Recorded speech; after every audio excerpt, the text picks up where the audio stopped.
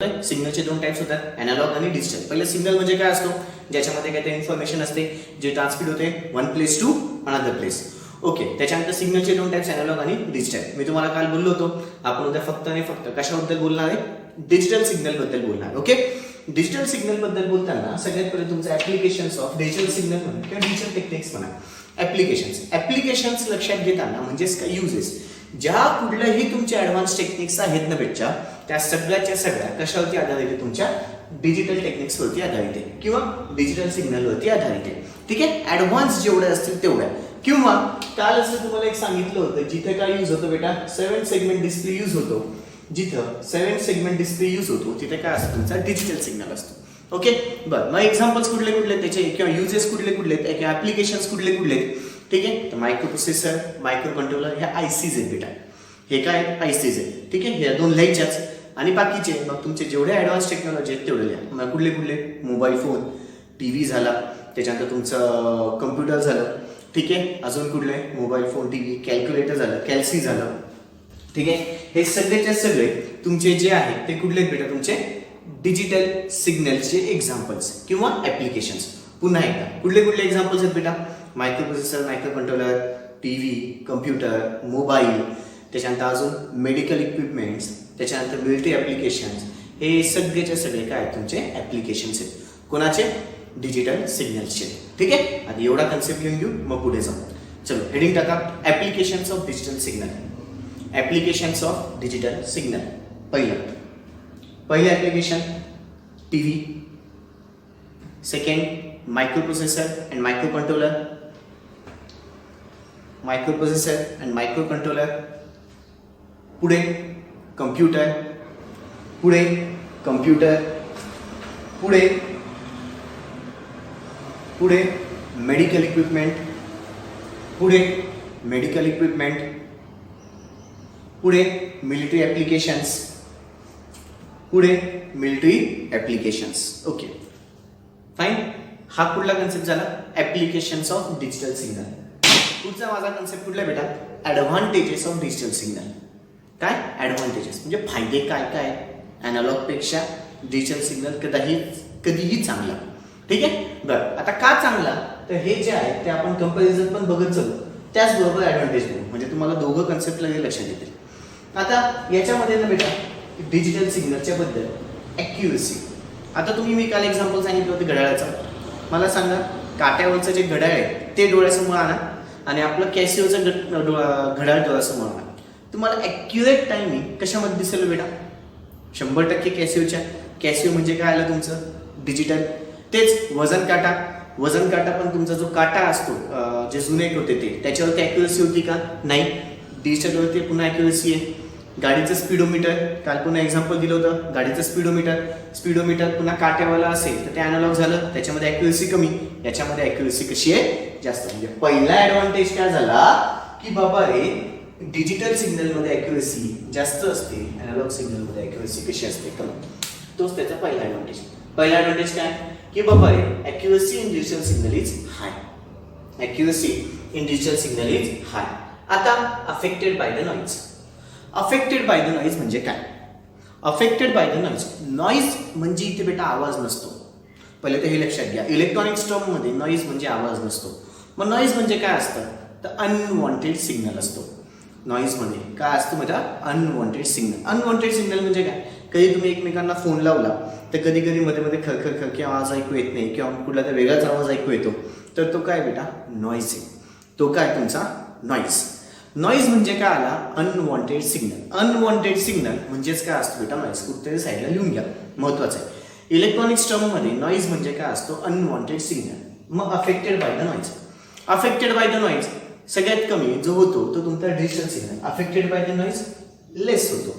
कुठला बेटा, digital signal हा कसा होतो, अफेक्टेड मोर होतो.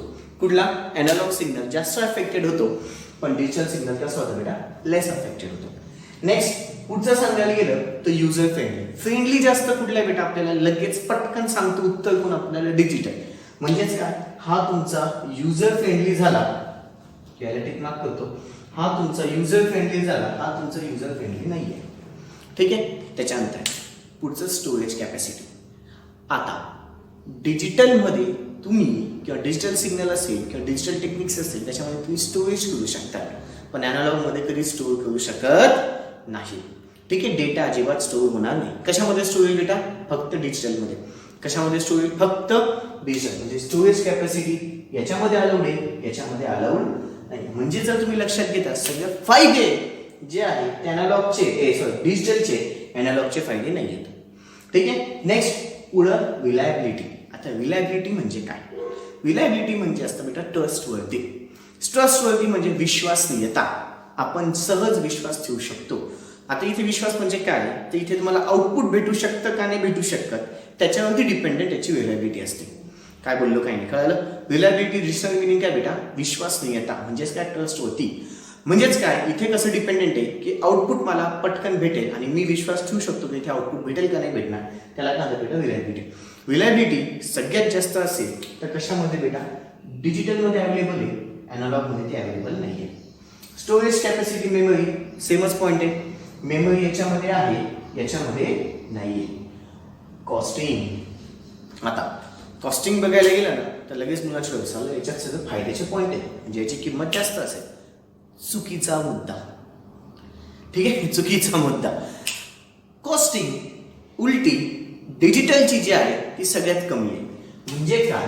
डिजिटल जे आहे ते एकदम लेस कॉस्टली आहे. हे ऑलरेडी लेस कॉस्ट आहे, दिस आर व्हेरी लेस कॉस्टली. कुठले बेटा? अॅनालॉग सिग्नल काही खूप महाग असतात असं नाही, लेस कॉस्टली असतात. पण याला काय लिहिता येईल? व्हेरी लेस कॉस्टली. याला काय लिहिता येईल बेटा? व्हेरी लेस कॉस्टली. कळालं? आणि सगळ्यात शेवटी दोघांचे काय लिहायचे? एक्झाम्पल्स डिजिटलचे मी आत्ताच सांगितले, जे ऍप्लिकेशन तेच एक्झाम्पल्स येईल. Micro processor, micro controller, binary signal, octal signal, blah blah blah. Examples इकडे एम्प्लिफायर, त्याच्यानंतर डायोड. ठीक आहे, एम्प्लिफायर झालं, डायोड झालं, सिग्नल जनरेटर झालं, एक्सेट्रा. लक्षात आलं? एक्झाम्पल्स जे असतील ते मी डायरेक्टली सांगेन. बरं, हे मी तुम्हाला काय कव्हर केलं बेटा? कंपॅरिझन. आता कंपॅरिझन झाल्याच्या नंतर आता थोडे ॲडव्हान्टेजेस बघू. आता ॲडव्हान्टेज सांगतोय. पहिला advantage, accuracy in digital signal is high. Digital signal is less affected by the noise. Digital signal is user friendly. User friendly आहे ना बेटा? Storage capacity in digital signal is present. Reliability is high. Memory is present. Cost is very very less. हे सगळे काय झाले बेटा? Advantages. हे सगळे काय झाले? ॲडव्हान्टेजेस. ओके, चल आता पुढचा क्वेश्चन घ्या बेटा. Advantages of digital signal. पुढचा क्वेश्चन घ्या. Advantages of digital signal. पुढचा क्वेश्चन घ्या. Advantages of digital signal. पहिला ॲडव्हान्टेज हाय ॲक्युरसी. पहिला advantage high accuracy. Second advantage less affected by the noise. Less affected by the noise. पुढचा point user friendly. User friendly. पुढचा point storage capacity or memory is present in digital signal. Storage capacity or memory is present in digital signal. पुढचा point reliability is high. Reliability is high. पुढचा point its cost is very very less. Its cost is very very less. Its cost is very very less. पुढे बरं, हे काय झाले माझे सगळे आता ऍडव्हान्टेजेस. कोणाचे ऍडव्हान्टेज? डिजिटल सिग्नलचे ऍडव्हान्टेजेस. ठीक आहे, पुढचा क्वेश्चन घ्या. Compare between analog signal and digital signal. Compare between analog signal and digital signal. पुढचा क्वेश्चन घ्या. Compare between analog signal and digital signal. आता एक काम करायचं आहे. 3 कॉलम. पहिल्या कॉलम मध्ये पॅरामीटर, नंतर अॅनालॉग सिग्नल, नंतर डिजिटल सिग्नल. पॅरामीटर, नंतर अॅनालॉग सिग्नल आणि डिजिटल सिग्नल. व्हिडिओ पॉज करा, कॉलम बिलम करा आणि आता पुढचं सांगतोय. ठीक आहे, चलो आता सगळ्यात पहिले ॲक्युरसी. ॲक्युरसी कशी बेटा? अॅनालॉग सिग्नल मध्ये लो, इकडच्या साईडला हाय. ॲक्युरसी लो, इकडे हाय. लिहिलंय? पुढचं अफेक्टेड बाय द नॉइज, पुढचं parameter affected by the noise, yes आणि नो, येस आणि no. User friendly analog signal नाहीये, पण तुमचा पुढला सिग्नल बेटा डिजिटल सिग्नल आहे. ठीक आहे. स्टोरेज कॅपॅसिटी पुन्हा याच्यामध्ये नो आणि याच्यामध्ये येस. रिलायबिलिटी याच्यामध्ये नो आणि याच्यामध्ये येस. रिलायबिलिटी पुन्हा याच्यामध्ये नो, याच्यामध्ये येस. मेमरी पुन्हा याच्यामध्ये नो आणि याच्यामध्ये येस. कॉस्ट इथे लेस आणि इथे व्हेरी लेस, लेस आणि इकडे व्हेरी लेस. ओके. पुढे घ्या एक्झाम्पल्स, पुढे घ्या एक्झाम्पल. एक्झाम्पल मध्ये अॅनालॉग सिग्नलच्या खाली लिहा filter comma amplifier, filter comma amplifier comma power supply, comma power supply comma signal generator, comma signal generator etcetera. पुढे डिजिटलच्या खाली लिहा computer, microprocessor, computer comma microprocessor comma TV etcetera. Students, आता पुढचा जो कन्सेप्ट आपला आज चालू होतोय तो म्हणजे कुठला बेटा नंबर सिस्टम. पुढचा कन्सेप्ट कुठला आहे नंबर सिस्टम. नंबर सिस्टमचे बेटा आपल्याकडे 4 टाइप्स आहेत. कुठले कुठले? Binary number system, octal number system, decimal number system आणि अजून एक कुठले बेटा हेक्साडेसिमल नंबर सिस्टम.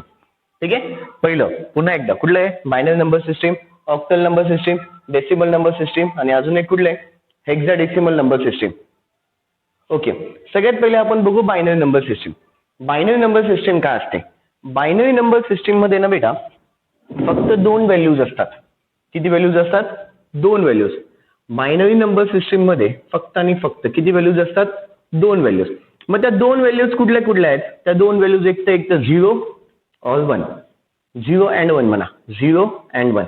2 व्हॅल्यूज कुठल्या कुठल्या येते? 0 अँड 1. याच्यानं बेटा बेसला नेहमी 2 असतो. याच्या बेसला नेहमी किती असतो? 2. पुन्हा एकदा binary number system. Binary number system मध्ये 2 व्हॅल्यूज असतात. 2 व्हॅल्यूज कुठल्या कुठल्या? 0,1 आणि याच्या बेसला नेहमी किती असतो? 2. याच्या आता आपण एक्झाम्पल बघू. एक्झाम्पल बघताना सपोज मी इथे 1011.01 हे काय झालं बेटा? इथे सगळीकडे तुम्हाला 01 शिवाय सोडून काही दिसतंय का? नाही. म्हणजे हे एक्झाम्पल तुमचं कोणाचं झालं? बायनरी नंबर सिस्टमचं झालं. लक्षात आलंय? बायनरी नंबर सिस्टम मध्ये 2च व्हॅल्यूज असतात. त्या 2 व्हॅल्यूज म्हणजे कुठल्या कुठल्या आहेत? 0 आणि 1. आणि त्याचं एक्झाम्पल मध्ये घेताना हेच घेतलं पाहिजे असं काही नाही. एक्झाम्पल कुठलंही घ्या, काही वांधा नाही, पण त्याच्यामध्ये फक्त 2 डिजिट आले पाहिजे. कुठले कुठले? 0 आणि 1. पहिला फंडा कळाला. पुन्हा एकदा बायनरी नंबर सिस्टम काय असते? ज्याच्यामध्ये 2 व्हॅल्यूज किंवा आम्ही त्याला 2 डिजिटही म्हणतो. त्याच्यानंतर कुठले कुठले ते? 0 आणि 1 आणि ज्याच्या बेसला किती असतो? 2. ज्याच्या बेसला किती असतो? 2. आता इथे लिहिताना आपल्याला 4 पॉईंट लिहायचे. पहिला पॉईंट कुठला सांगायचा बेटा? बायनरी नंबर सिस्टम ज्याच्यामध्ये 2 व्हॅल्यूज असतात. ठीक आहे. 2 व्हॅल्यूज कुठल्या कुठल्या? 0 अँड 1. ज्याच्या बेसला किती असतो? 2 असतो. हा पण पॉईंट लिहायचा आणि शेवटचं काय लिहायचं? त्याचं एक्झाम्पल. शेवटचं काय लिहायचं? एक्झाम्पल. पुन्हा तसंच आता इथे याचे पण 4 पॉईंट येतील. 4 पॉईंट कुठले कुठले? Octal number system. ऑक्टल नावाचंच मिनिंग आहे. आता इथे बायनरी मध्ये 2 काय आलं? तर बायचं मिनिंग 2 असतं बेटा, लक्षात ठेवा. या बायचं मिनिंग काय असतं? 2. तसं हे ऑक्टल आहे. ऑक्टल मध्ये किती आकडे असतील? 8 व्हॅल्यूज. याच्यामध्ये किती व्हॅल्यूज येतात? 8 व्हॅल्यूज येतात. ते 8 व्हॅल्यूज चालू होताना 0 पासून माझी पहिली व्हॅल्यू चालू होते. कुठून चालू होते बेटा? 0. त्याच्यानंतर 1, 2, 3, 4, 5, 6 आणि 7 पर्यंतच. 1, 2, 3, 4, 5, 6, 7, 8 टोटल 8 व्हॅल्यूज आहेत. पण कुठून ते कुठपर्यंत बेटा? 0 to 7. 0 आल्यामुळे इकडे कुठपर्यंत गेलं बेटा? 7 पर्यंत. 8वा डिजिट येत नाही, म्हणजे 8 नंबर येत नाही. लक्षात आलंय? 0 to 7 पर्यंत किती झाले बेटा? Total 8 values. पुढे याला रिप्रेझेंट करताना याच्या बेसला किती असतो बेटा? 8 असतो. याच्या बेसला किती असतो? 8 असतो. आता जे बोलतोय ते अत्यंत महत्वाचं आहे. कॉन्सन्ट्रेशन देऊन नीट ऐका. काय असतं बेटा, ऑक्टल मध्ये ना मी फक्त व्हॅल्यूज 0 to 7 पर्यंत घेऊ शकतो. कुठल्या व्हॅल्यूज घेऊ शकतो? 0 to 7 पर्यंत सगळ्या व्हॅल्यूज अवेलेबल चालतील. कशामध्ये? ऑक्टलमध्ये. कशामध्ये? ऑक्टलमध्ये. मग एक्झाम्पल 2, 3, 5.71. 0 पण लिहून घेऊ. ओके, 0 to 7 पर्यंत सगळे डिजिट्स आहेत बेटा. मग हा कुठला नंबर झाला माझा? Octal number. हा नंबर कुठला झाला? Octal number. पण आता जर मी इथे असं घेतलं 7, 9, 8.310 to the base 8. To the base किती आलं बेटा? 8. आता जर तुम्ही ऑब्झर्व केलं तर याच्यामध्ये 9 आणि 8 आहे का बेटा? 9 आहे? नाहीये. 8 आहे का? नाहीये. म्हणजे जर तू असं लिहितोय आणि त्याला बेसला 8 लिहितोय तर हे चुकीचं आहे. हे काय बेटा? चुकीचं आहे. हे काय? चुकीचं. चुकीचं का? तर ऑक्टल नंबर काय सांगतो की याच्यामध्ये फक्त 0 to 7 पर्यंत व्हॅल्यूज चालतील, त्याच्या पुढे व्हॅल्यूज चालत नाही. 0 to 7 पर्यंत सगळ्या व्हॅल्यूज चालतील, काही वांधा नाही, पण 7च्या पुढे व्हॅल्यूज चालणार नाही, म्हणून हे अलाउ केलं जाणार नाही. लक्षात आले बच्चे लोक? ओके. मग ही व्हॅल्यू हे जे आहे हे एक्झाम्पल व्हॅलिड एक्झाम्पल नाहीये. लक्षात येतंय? ओके. मग आता इथे अजून एक हा फंडा सांगितला. अजून एक याला जर मी 1011.010 टू द बेस 8 असं लिहिलं तर आता हे अलाउड आहे का नाही अलाउड आहे? आता याला विचार करा बरं, हे अलाउड आहे का नाही अलाउड आहे? मी आधीच हिंट दिली होती, ऑक्टल नंबर सिस्टीम मध्ये 0 to 7 सगळे चालतील. कुठून ते कुठपर्यंत? 0 to 7. मग 0110 आहे, ठीक आहे, किती वेळेस येऊ द्या, मला काही घेणं देणं नाहीये, पण 0110 आहे, त्याला बेसला किती आला? 8. ठीक आहे, असा जर हा नंबर आला मग याला मी व्हॅलिड आहे. हा काय व्हॅलिड आहे? हा काय व्हॅलिड आहे? मेन फंडा काय म्हणतो ऑक्टलचा? 0 to 7 पर्यंत नंबर व्हॅलिड आहेत. हे 0 to 7 पर्यंतच आहे, त्याच्या बाहेर आहे का बेटा आकडा? नाही. म्हणून हा काय झाला? तुझा व्हॅलिड नंबर झाला. हा काय झाला? Valid number. म्हणजे याच्या जागी जर मी इथे 8 जर दिलं असतं तरी पण हा कुठला नंबर झाला असता? मग ऑक्टल. पण इथे माझा कुठला आहे? बायनरीचा आहे, म्हणून मी इथे लिहिलं होतं 2. आता हा नंबर तू सपोज ऑक्टल मध्ये घ्यायचा असेल तर लिहू शकतो. लक्षात येतंय? ओके. नेक्स्ट, आता इथे मी पुन्हा एक्झाम्पल लिहितो. एक्झाम्पल जे की लिहिलं होतं 237.501 टू द बेस किती? 8. लक्षात आलं? म्हणजे हे काय झालं तुमचं? Octal number system. हे काय झालं? Octal number system. 2 समजले? कुठले कुठले झाले? बायनरी नंबर सिस्टीम झालं आणि ऑक्टल नंबर सिस्टीम झालं. आता पुढचं कुठलं आहे आपलं? ऑक्टल नंबर सिस्टीम झालंय. आता कुठलं चालू होईल बेटा आपलं? Decimal number system. Decimal number system मध्ये ना बेटा तुमच्या इथे 10 व्हॅल्यूज येतात. किती व्हॅल्यूज असतात? 10 व्हॅल्यूज. 10 व्हॅल्यूज कुठल्या कुठल्या? 0, 1, 2, 3, 4, 5, 6, 7, 8 आणि 9. पुन्हा जर ऑब्झर्व केलं 10 व्हॅल्यूज कुठपर्यंत गेल्या बेटा? 9 पर्यंत. का? 0 इन्क्लूड झालाय म्हणून 0 to कुठपर्यंत गेले? 9 पर्यंत. टोटल व्हॅल्यूज किती झाले बेटा? 9. टोटल व्हॅल्यूज किती झाले? सॉरी 10. पण कुठून ते कुठपर्यंत? 0 to 9. ओके. पुन्हा थर्ड पॉईंट सांगायला गेला तर याच्या बेसला कंपल्सरी किती असेल बेटा? 10. ज्याच्या बेसला 10 येईल त्याला काय समजायचं बेटा? तो कुठला नंबर आहे तुमचा? डेसिमल. ठीक आहे. जसं इथे बेसला 2 आला की बायनरी आहे, बेसला 8 आला की ऑक्टल आहे, तसं इथे बेसला 10 आलं समजायचं कुठलं आहे? डेसिमल नंबर सिस्टीम आहे. समजायचं कुठलं आहे? Decimal number system. आता याचं एक्झाम्पल बघू. याच्या एक्झाम्पल मध्ये 7, 8, 9.5014. आता जर ऑब्झर्व केलं तर याच्यामध्ये 8 आणि 9 आलाय. चालेल का नाही चालणार? चालेल. का चालेल बेटा? कारण की हा ऍक्च्युली कुठपर्यंत आहे? 9 पर्यंत आहे. तर 9 वाले 8 आणि 9 100% चालणार आहे. मग मुलं म्हणतात सर जर मी तुम्ही असं लिहिलं तर सपोज 1, 3 किंवा 5, 7.63 टू द बेस 10 हे चालेल का? पुन्हा चालेल. नियम काय म्हणतो? 0 to 9 पर्यंत सगळे डिजिट. 0 to 9 पर्यंत सगळे डिजिट म्हणजे त्याच्या अकॉर्डिंगली पुन्हा हे काय झालं? 157 0 to 9 च्या आतमध्ये. मग हा पण डिजिट माझा डेसिमल मध्ये लिहू शकेल. मुलं म्हणतात सर मी जर पुन्हा इथे असं लिहिलं 101.0010 जे काय असेल ते फक्त 0 आणि 1 घेतलं आणि त्याच्या बेसला 10 लिहिलं हे पण चालेल का? पुन्हा 0, 1 कशामध्ये येतो बेटा? डेसिमल मध्ये येतो की नाही येत? येस. म्हणजे हा पण पुन्हा कशात आला? तुमचा डेसिमल मध्ये आला. टेक्निक्स कळतायत काय बोलतोय काय नाही? पुन्हा एकदा बायनरी मध्ये 2 व्हॅल्यूज असतात फक्त 0 आणि 1. ऑक्टल मध्ये 8 व्हॅल्यूज असतात 0 to 7, डेसिबल मध्ये 0 to 9 पर्यंत कुठल्याही व्हॅल्यूज चालतील. बरं, आणि आता आपण जे स्टार्टिंगला पहिलं एक्झाम्पल घेतलं होतं तेच लिहितो 789.5120 टू द बेस किती आलं बेटा 10 टू द बेस 10. आता हेच एक्झाम्पल लिहायला पाहिजे असं कंपल्सरी नाहीये. तुम्हाला दुसरं एक्झाम्पल वाटले तुम्ही दुसरं एक्झाम्पल लिहा.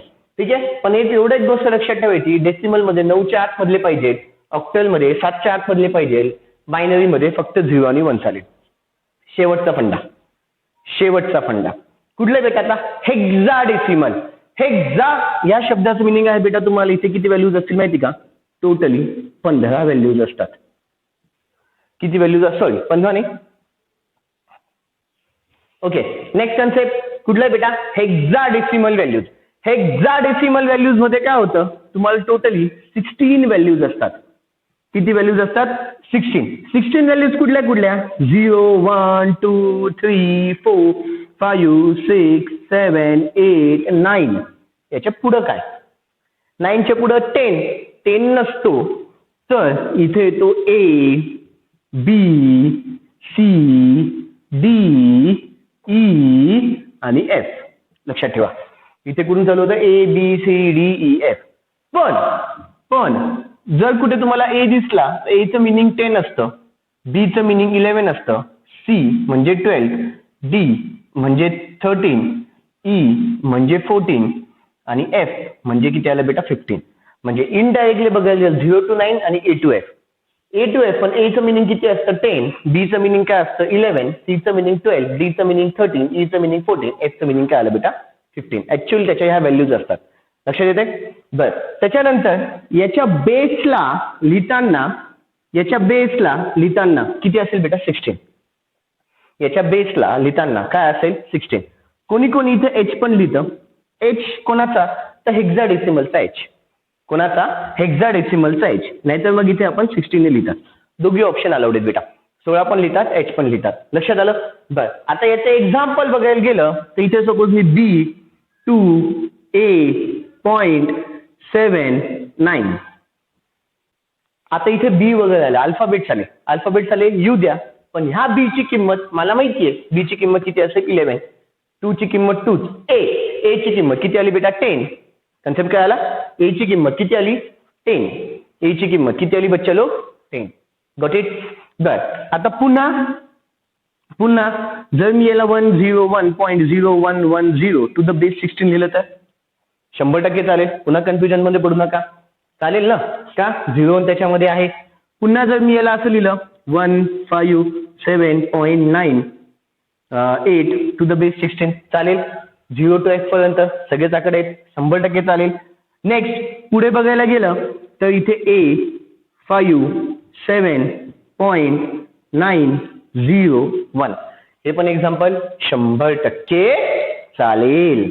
लक्षात आलं? म्हणजे हे AF आलं तर त्याला काही टेन्शन घेण्याची गरज नाहीये. Got it? इथे आपण अजून एक अल्फाबेट टाकून देऊ, EFD. Got it? ओके, कळालंय? मग ह्या माझ्या 4 नंबर सिस्टीम्स आहेत. ह्या माझ्या कुठल्या आहेत बेटा 4. पहिली नंबर सिस्टीम कुठली आहे? बायनरी नंबर सिस्टीम मध्ये 2 व्हॅल्यूज असतात 0 आणि 1.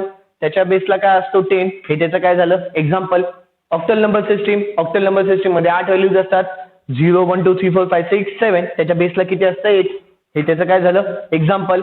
नेक्स्ट डेसिमल नंबर सिस्टीम मध्ये 10 व्हॅल्यूज येतात 0 to 9. ठीक आहे, आणि त्याच्या बेसला किती असतो 10. हे त्याचं काय झालं एक्झाम्पल झालं. हेक्साडेसिमल नंबर सिस्टीम मध्ये टोटल 16 व्हॅल्यूज असतात 0 to 9 आणि A to F. 0 to 9 आणि कुठून ते कुठं बेटा A to F. त्याच्या बेसला किती असेल 16 आणि हे त्याचं काय झालं एक्झाम्पल. कळालं? ओके, आता याची आपण लिखापडी घेऊ.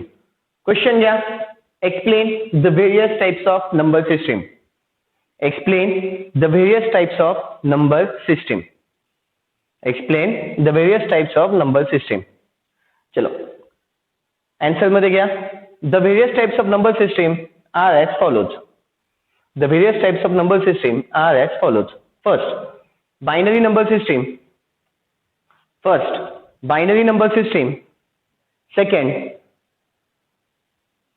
Second, octal number system. Third, decimal number system. Fourth, hexadecimal number system. Fourth, hexadecimal number system. Okay, पहिलं टाका बायनरी नंबर सिस्टीम. पहिलं टाका बायनरी नंबर सिस्टीम. पहिलं टाका binary number system. In binary number system, there consists of only two digits. In binary number system, there consists of only two digits, which are 0, 1, which are 0, 1, which are 0, 1. What's the point? It is represented by the base 2. It is represented by the base 2. It is represented by the base 2. It is represented by the base 2. Third point, त्याचे example. Third point, त्याचे example. Third point, त्याचे example. Example लिहून घ्या. Okay, next पुढे घ्या octal number system. पुढे घ्या octal number system. पुढे घ्या octal number system. In octal number system, that consists of 8 digits. In octal number system, that consists of 8 digits, which are mainly, in octal number system, that consists of 8 digits, which are mainly 0, 1, 2, 3, 4, 5, 6, 7. 0, 1, 2, 3, 4, 5, 6, 7. पुढे, it is represented by the base 8. It is represented by the base 8. It is represented by the base 8. Example. Example मध्ये लिहून घ्या. आता example नाहीच लिहिलं पाहिजे असं काही नाही, मी तुम्हाला टेक्निक सांगून दिली आहे. नेक्स्ट थर्ड घ्या डेसिमल नंबर सिस्टीम. थर्ड घ्या डेसिमल नंबर सिस्टीम. त्याच्यातला पहिला point, in decimal number system there consist of 10 digits which are mainly, in decimal number system there consist of 10 digits which are mainly, in decimal number system there consists of 10 digits which are mainly 0, 1, 2, 3, 4, 5, 6, 7, 8, 9. 0 to 9 पर्यंत सगळे digits. 0, 1, 2, 3, 4, 5, 6, 7, 8, 9 प्रत्येकामध्ये comma. पुढे, it is represented by the base 10. It is represented by the base 10. It is represented by the base 10. Example. पुढचा point example लिहून घ्या सगळेजण. Next चौथं घ्या हेक्साडेसिमल नंबर सिस्टीम. चौथं घ्या hexadecimal number system. In hexadecimal number system there consists of 16 digits. In hexadecimal number system there consists of 16 digits which are mainly, in hexadecimal number system there consists of 16 digits which are mainly 0, 1, 2, 3, 4, 5, 6, 7, 8, 9, A, B, C, D, E, F. लिहिलंय. साईडला कुठेतरी please हे एवढं लिहून घ्या. ए म्हणजे 10, बी म्हणजे 11, C म्हणजे 12, डी म्हणजे 13, ई म्हणजे 14, एफ म्हणजे 15. यूज होईल याचा. पुढे आपल्याला लागणार आहे. हे बाजूला कुठेतरी लिहून घ्या. ए म्हणजे 10, बी म्हणजे 11, सी म्हणजे 12, डी म्हणजे 13, ई म्हणजे 14, एफ म्हणजे 15. लिहिलंय. पुढचा point, it is represented by the base 16. It is represented by the base 16. It is represented by the base 16. And सगळ्यात शेवटी एक्झाम्पल. सगळ्यात शेवटी एक्झाम्पल. सगळ्यात शेवटी एक्झाम्पल चालू होतोय अत्यंत IMPA. ठीक आहे. इथून तुमचं ऍक्च्युअली DT चालू होत आहे. इथून आता तुमचं ऍक्च्युअल काय चालू होतं बेटा? DT. DT बघायला गेलं तर सोपा सब्जेक्ट आहे, बघायला गेलं तर अवघड सब्जेक्ट आहे बेटा. ठीक आहे, जास्तीत जास्त मुलांना हा किचकट का जातो, त्याच्यामध्ये सगळे लॉजिकल फंडे, मॅथमॅटिक्स पण आहे आणि लॉजिक पण आहे, मॅथमॅटिकल फंडे पण आहे आणि लॉजिकल फंडे पण आहे. ठीक आहे, म्हणून मुलांना हा सब्जेक्ट अवघड जातो. ठीक आहे, ओके. आता इथे जो माझा पुढचा कन्सेप्ट आहे तो म्हणजे कुठला बेटा, first 16 numbers into the binary format. पहिले 16 आकडे मला कशात लिहायचे बेटा, बायनरी फॉर्मॅटमध्ये. तर इकडच्या साईडला नंबर आहे लिहिलेले आणि त्याचं कन्व्हर्शन मला कशात लिहायचंय, बायनरी. आता सगळ्यांना माहिती आहे बायनरी मध्ये लिहायचं म्हणजे ऑटोमॅटिकली फक्त आणि फक्त काय दिसायला पाहिजे, 0 आणि 1, बाकी काही दिसायला नको. नंबर तोच आहे पण त्याचं उत्तर मी कशाला लिहिणार आहे, बायनरी मध्ये. मग कसं लिहायचं, तर त्यासाठी आता नीट ऐका. काय करायचं बच्चा लोक, सगळ्यात पहिले ना आधी नंबर्स लिहून घेतले. आता इथे जर बघितलं तर 2:0, 2:1, 2:2, 2:3 असंच का लिहिलं, तर त्याचं कन्व्हर्शन कशात करायचं मला, बायनरी मध्ये. म्हणून 2 आला, 2 2 2 आणि त्याला रेस टू किती, 0, मग 1, मग 2, मग 3. 2:0, 1. सगळ्यांना माहिती आहे anything raise to 0 is always equal to the 1. Anything raise to 0 is always equal to the 1. म्हणून 2:0 किती आलं, 1. 2:1 किती येतं, 2. 2:2 4. 2:3 किती येतं, 8. आता यांचा यूज कसा करायचा ते बघा, यांचा यूज कसा करायचा ते नीट बघा. काय करायचं बेटा, मला आता 0 लिहायचा आहे. काय करायचंय, 0. 0 कसं लिहिता येईल, सगळ्यात सोपं, सगळ्यांच्या खाली काय लिहून टाका, 0. 0ला लिहायचं असेल तर सगळ्यांच्या खाली काय लिहून टाकेल मी, 0. झाला, म्हणजे ऑटोमॅटिकली 0चा हा बायनरी फॉर्मॅट झाला. पुढे काय लिहायचंय, 1. 1 लिहायचं असेल तर काय करायचं बेटा, आधी बघायचं ज्याला मी जास्त अंडरलाईन केली दिसतंय बेटा त्या आकड्यांकडे लक्ष द्या.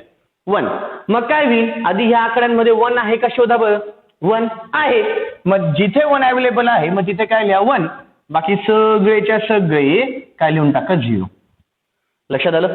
पुढे आता 1 झालं, 1च्या खाली 1 लिहिलं म्हणून बाकी सगळे 0, इथे 1 आला. 2 कसं लिहायचं, 2 अवेलेबल आहे का, हो अवेलेबल आहे, मग 2च्या खाली काय येईल, 1. बाकी सगळेच्या सगळे 0. आता 3 अवेलेबल आहे का बेटा, 3 आकडे दिसतोय कुठे, नाही दिसत आहे. मग कसं लिहायचं, मग काय करायचं बेटा, 2 अधिक 1 किती होतं, 3. येस और नो. मग 2च्या खाली काय येईल, 1 आणि 1च्या खाली किती येईल, 1. 2 आणि 1 काय झालं बेटा, 3. नीट लक्ष द्या, 3 अवेलेबल नव्हता म्हणून मी 2च्या खाली 1 लिहिलं आणि 1च्या खाली काय लिहिलं, 1. म्हणजे ऑटोमॅटिकली 2 आणि 1 किती झालं बेटा, 3. लक्षात आलंय, 2 आणि 1 3. 2च्या खाली 1, 1च्या खाली 1, बाकी सगळे 0. आता 4 लिहायचं असेल तर 4 अवेलेबल आहे, येस अवेलेबल आहे, मग इथे 1, बाकी सगळेच्या सगळे 0. 5 अवेलेबल आहे का, नाही, पण लिहिता येईल. नीट विचार करा, हा 4 + 1 काय होईल बेटा, 5. म्हणजेच काय, 4च्या खाली 1, 1च्या खाली 1, बाकीच्या खाली 0. जर तुम्ही नीट ऑब्झर्व करत असाल, जे आकडे माझे ऑटोमॅटिकली प्लसनी किंवा डायरेक्टली लिहिता येत आहे, जे डायरेक्ट अवेलेबल असेल त्यांच्या खाली काय लिहितोय, 1. जे ते मला गरज लागत नाही ज्या आकड्यांसाठी त्यांना मी काय लिहितोय, 0. त्यांना मी काय लिहितोय, 0. ओके. 6 अवेलेबल आहे का, नाही, पण 4 + 2 किती होतं, 6. मग इथे 1, इथे 1, बाकी दोघीच्या दोघी काय झाले, 0. 7 लिहायचं असेल तर 4 आणि 2 6 आणि 1 7. 4 आणि 2 6 आणि 1 7, बाकीचं इथे 0. 8 अवेलेबल आहे, मग इथे 1, बाकी सगळेच्या सगळे 0. 9 8 आणि 1 8 आणि 1 9 होतं, 8 आणि 1 बाकीचे सगळे 0. 10 आता इथे पहा, ए आला, ABCD काल आठवते बेटा, ए ची किंमत किती असते, 10. बी ची किंमत 11. सी ची किंमत 12. डी ची किंमत 13. ई ची किंमत 14 आणि एफ ची किंमत किती असते बेटा, 15. येस और नो, येस. ओके. आता 10 लिहायचं असेल तर कसं येईल बेटा, 8 आणि पुन्हा 8 आणि 2 10, बाकी सगळेच्या सगळे 0. 11 लिहायचं असेल तर 8 आणि 2 10 आणि 1 11, मग 8च्या खाली 1, 2च्या खाली 1 आणि 1च्या खाली 1. 8 आणि 2 10 आणि 1 11, इथे पुन्हा 0. 12 लिहायचं असेल तर 8 आणि 4 12, 1 1, बाकी सगळे 0. त्याच्यानंतर 13 8 आणि 4 12 आणि 1 13. 8 आणि 4 12 आणि 1 13, बाकी सगळे 0. त्याच्यानंतर 14 लिहायचं असेल 8 आणि 4 12 आणि 2 14. 1 1 1, इथे 0 आणि लास्टली 15 लिहायचं असेल तर 8 आणि 4 12 2 14 1 15 म्हणजे सगळ्यांच्या खाली किती येणार बेटा 1. लॉजिक कळालं कसं लिहिलं हा टेबल. ओके बरं याला ना बेटा शॉर्टकट पद्धत पण आहे. याला शॉर्टकट पद्धत पण थोडंसं जर लॉजिक वापरलं तर तुमच्या लक्षात येईल. बघा बघा आधी तुमच्या लक्षात येतंय का सांगा मग मी सांगतो. यदि तुमच्या लक्षात येतंय का सांगा मग मी सांगतो. व्हिडिओ पॉज करा थोडा वेळ बघा काही लॉजिक सुचतंय का नाही सुचलं तर मी सांगणारच आहे. ओके सांगू लॉजिक सुचलंय काय लॉजिक आहे. इथे जर ऑब्झर्व केलं 8 आहे मग पा किती आलं 8 वेळेस 0 आहे 8 वेळेस 1 आहे दिसतंय 8 वेळेस 0 8 वेळेस 1 पुढे 4 टाइम्स 0 4 टाइम्स 1 पुन्हा 4 times 0 4 times 1 2 times 0 2 times 1 2 times 0 2 times 1 2 times 0 2 times 1 2 times 0 2 times 1 1 0 1 1 times 0 1 time 1 1 times 0 1 time 1 1 times 0 1 time 1 1 time 0 1 time 1 blah blah blah continue. Technique कळाली एकदम सोपी पद्धत आहे एकदम सोपी पद्धत. काय बोललो काय नाही कळालं बच्चे लोक. ओके ओके बच्चे लोक आता पुढे आता काय करा बेटा आपला जो मागचा कन्सेप्ट झाला होता तो कुठला होता बेटा तो कुठला होता फर्स्ट 16 नंबर्सचा कुठल्या फॉर्मॅटमध्ये लिहिलं आपण बायनरी फॉर्मॅटमध्ये ते लिहायचं राहिलं होतं आपलं. प्लीज व्हिडिओ पॉज करा थोडंसं रिव्हर्स जा आणि तो सगळ्याच्या सगळा तुम्ही चार्ट काढून घ्या. ठीक आहे व्हिडिओ पॉज करा मागे जा रिव्हर्स घ्या आणि तो सगळ्याच्या सगळा फॉर्म जो होता तो काढून घ्या. शक्यतो न बघताच काढा शक्यतो न बघता काढा. एक दोन वेळेस प्रॅक्टिस करा कारण की 2 किंवा 4 मार्कासाठी तो चार्ट किंवा ते जे टेबल असतो तो टेबल तुम्हाला येतो म्हणजे येतोच. ठीक आहे 2 किंवा 4 मार्कासाठी कळालंय. व्हिडिओ पॉज करून तेवढं आधी काढून घ्या मग आता पुढचा कन्सेप्ट माझा चालू होतोय. ठीक आहे लक्ष इकडे आता लक्ष इकडे काय कन्सेप्ट आहे पुढचा आहे कन्सेप्ट बेटा कन्व्हर्शन्सचा.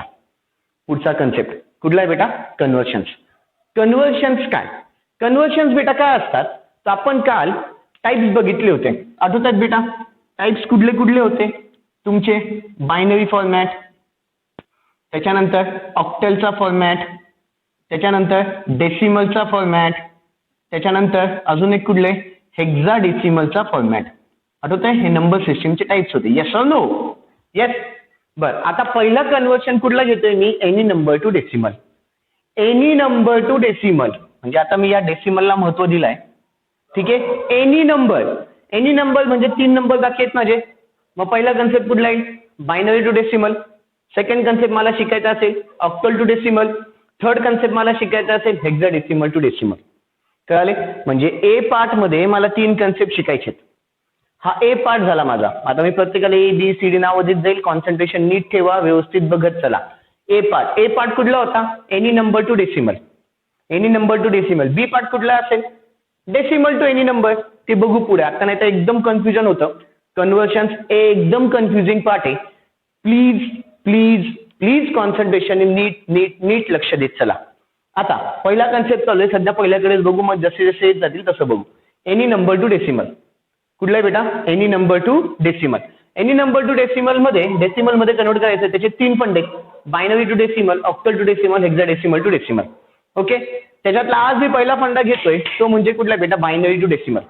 तो म्हणजे कुठला आहे बायनरी टू डेसिमल म्हणजे देताना मी तुला बायनरी नंबर देईल. देताना कुठला नंबर देईल बायनरी नंबर त्याचं कन्व्हर्शन मला कशात करायचं डेसिमल मध्ये. मग आता बायनरी नंबर देताना आम्ही तुम्हाला क्वेश्चन मध्ये नाही सांगणार की बाबा हा बायनरी नंबर आहे याचं कन्व्हर्शन टू डेसिमल मध्ये कर नाही. तो तुला ओळखायचंय. कसं काय ओळखशील काल सांगितलं होतं जर बेसला किती असेल 2 असेल तर 100% कुठला नंबर तुझा बायनरी नंबर. तसंच इथे याच्या बेसला किती आलंय 2 म्हणजे हा नंबर कुठला झाला बायनरी नंबर. याचं कन्व्हर्शन याच्या बेसला किती आहे 10 म्हणजे कशात करायचंय डेसिमल मध्ये. बायनरी नंबरचं कन्व्हर्शन डेसिमल मध्ये कसं ओळखलं कळालं बेस बघायचा बेस. आता नीट ऑब्झर्व केलं 2 लिहितोय आतमध्ये फक्त 0 1 लिहिले पा. आतमध्ये फक्त काय लिहिले 0 1. जर आतमध्ये त्यांनी फक्त 0 1 लिहिले म्हणजे 100% हा नंबर कुठला आहे बायनरीचे. याचं कन्व्हर्शन कशात करायचं डेसिमल मध्ये. कसं काय करायचं कॉन्सन्ट्रेशन इकडे. काय केलं बेटा हा टाकला इथे लिहिला 1011.01. आता कसं पहिली स्टेप काय करायची की बाबा सगळीकडे असे ॲरो मारून घ्यायचे प्रत्येक नंबर पासून. प्रत्येक नंबर पासून हे असे काय मारून घ्यायचे बेटा, एरो प्रत्येक नंबरला मारे. पुढे पुढे काय करायचं, जो नंबर असेल तो लिहायचा 1, इथं किती आला 0, पुन्हा इथे किती आहे 1, पुन्हा इथे 1, हा किती आहे 0, आणि पुन्हा इथे किती आला 1, into into into into into into. ठीक आहे. बरं, कुठला नंबर कशात करायचा आहे, बायनरी नंबर कशात करायचा, डेसिमल. बायनरी नंबर आहे ना, मग इथे 2 2 2 2 2 2 असं आलं. काही अडचण, अजून बाकी आहे गणित. हा 2 2 2 2. आता याच्या डोक्यावरती मला महत्वाचे फंडे. काय करायचं, कॉन्सन्ट्रेशननी ऐका. काय करायचं, कॉन्सन्ट्रेशननी ऐका. पॉइंटच्या इकडे इथं ना बेटा 2 किती असतो 0, म्हणजे इथून चालू करताना 2 किती येतो 0. याच्या डोक्यासाठी 2 याच्या डोक्यासाठी 2 याच्या डोक्यासाठी 2 आता हा 2 का आला तर बायनरी मध्ये पॉइंटच्या नंतर पहिला डिजिट आहे म्हणून 0 1 2 3. आपण डिजिट बघितले, चालू करताना पुढे 0 पण चालू करतो म्हणून 2 2 2 2 गॉट इट. तसंच इथे पण 2 इथे पण 2 किती बेटा इथे -1 आणि इथे किती येतं -2. म्हणजे काय, पॉइंटच्या अलीकडे 0 1 2 3 याचं जातं, पॉइंटच्या पलीकडे -1 -2 -3 -4 -5 -6 असं वाढत जाईल. आणि इकडून 0 पासून इकडे वाढत जातं, इकडून -1 -2 -3 -4. लक्षात आलंय. आता एक्झाम मध्ये आम्हाला हे अपेक्षित नाहीये. मग मनातल्या मनात त्याला विचार करत बसायचा. आधी आता मी याला पुसून टाकतो. याला पुसलं, मनातल्या मनात विचार करा. पॉइंट आहे, पॉइंटच्या इथे काय येईल -1, इथे काय येईल -2, इथं काय येईल -1, इथं काय येईल -2, इथं काय येईल -1, इथं काय येईल -2, इथं -2, इथं -2, इथं सॉरी इथे हा -1 -2 -1 -2 -1 -2 इथं किती आलं बेटा -2. ठीक आहे. पुन्हा सांगतोय, पॉइंटचे आता मनातल्या मनात विचार करायचा. इथे 0 1 2 3 0 1 2 3 0 1 2 3 0 1 2 3 -1 -2 -1 -2 झाला. इथे किती येईल -1. 0 × 2 किती आलं -1. पुढे आता इथे किती असतो, मनातल्या मनात 2 किती होता 0, तो 0 इथे आला. 2 1 2 2 3 गॉट इट. आणि मग सगळ्यात शेवटी यांची तुम्हाला कॅल्क्युलेशन करायचं. आता 1 × 2 - 2 कसं सोडवायचं, 1 × 2 म्हणजे टोपी -2 किती आलं बेटा 0.25. 0.25. ठीक आहे. आता 0 गुणिले कुठलीही संख्या 0 किंवा कॅल्क्युलेशन करून बघा, तुम्हाला उत्तर 0च भेटेल. पुढे 1 × 2 किती आलं बेटा 1 × 2 1 1 × 2 1 1 × 2 1 किती आलं 2. ओके. 0 गुणिले कुठली संख्या पुन्हा 0. 2 म्हणजे किती असतं 8. 8 × 1 किती आलं 8. आणि मग फायनल आन्सर 8 आणि 2 10 आणि 1 11 आणि 5.5 किती आलं 11.25. 11.25. Therefore फायनल आन्सर किती बेटा 1011.01 to the base 2 is equal to 11.25 to the base 10 is equal to किती आलं बच्चा लोग 11.25 to the base 10 is equal to 11.25 to the base 10. Please हेच गणित 2-3 वेळेस सोडून बघा, म्हणजे तुम्हाला पुढचे गणित उद्यापासून जमतील. काय बोललो काही नाही, कळालं. ठीक आहे, फाईन, कळतंय.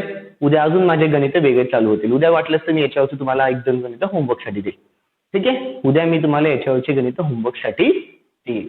लॉजिक कळालंय पक्का, कुठे काही अडचण, क्लिअर आहे बेटा. Okay, that's all. बाकीचं उद्या. थँक्यू.